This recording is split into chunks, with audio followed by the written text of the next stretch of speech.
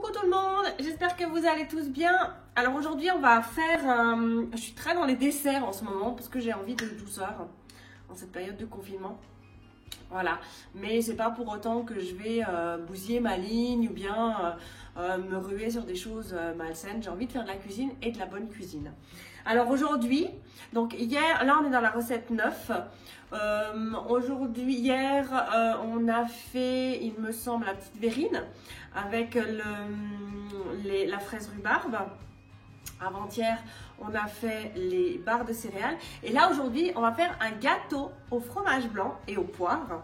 Donc, c'est un gâteau, on va dire, minceur parce que je vais utiliser du fromage blanc allégé.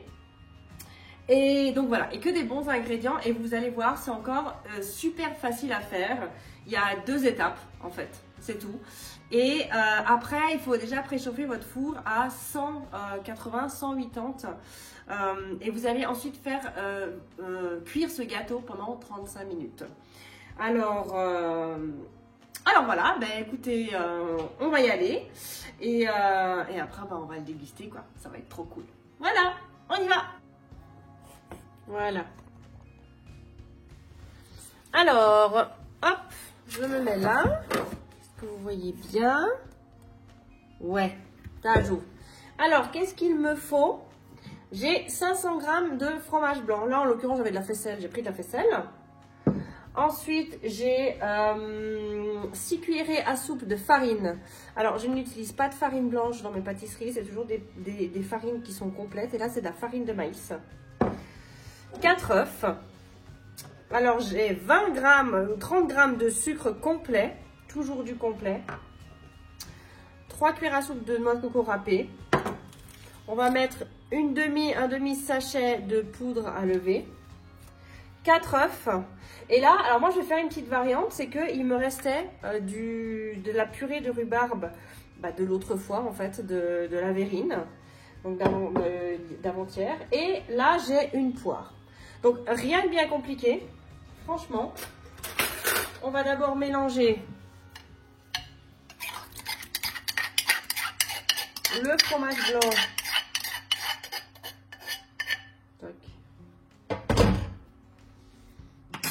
Et puis on va casser les œufs. Et puis qu'on va battre avec, tout simplement.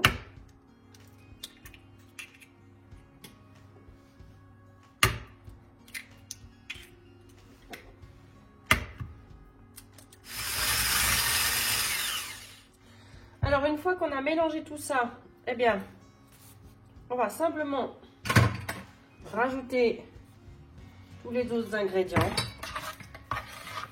Voilà. Vraiment rien de bien compliqué. Hop.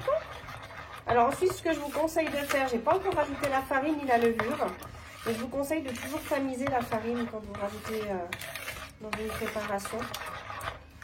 Parce que ça évite les grumeaux, ça l'aère beaucoup plus. Enfin voilà, il y a plein d'avantages à tamiser la farine. Vous pouvez prendre un tamis. Moi, j'ai vraiment un truc de ménagère. Hein. Voilà. Avec, on a dit. Donc, vous voyez, c'est des recettes, elles sont vraiment pas longues. Hein. Alors, en période de confinement, on a le temps. Mais même, je dirais, en dehors aussi.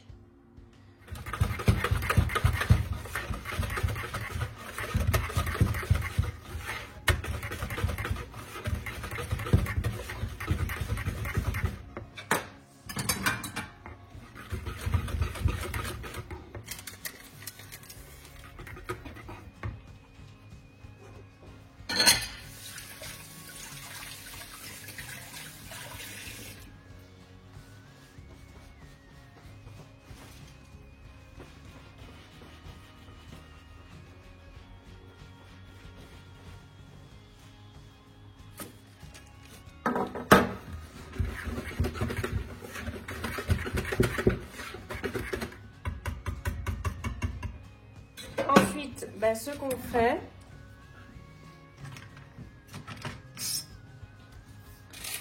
donc là vous voyez j'ai pris un moule en forme de cœur, que c'est pour un anniversaire que je le fais. Voilà. Je mets du papier sulfu autour. Alors bon, après, ça va prendre la forme de toute façon. Hein. Et je verse dans le fond. Voilà.